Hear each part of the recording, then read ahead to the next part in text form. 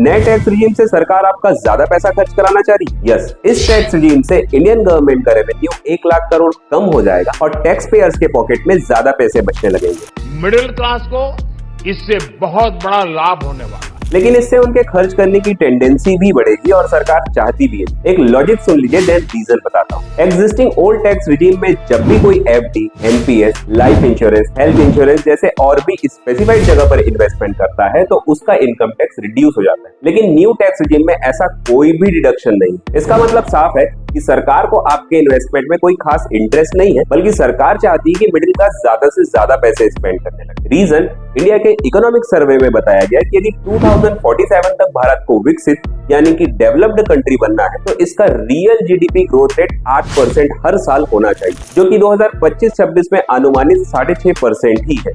कि देश जब आजादी के 100 साल मनाएगा तब विकसित होकर रहेगा।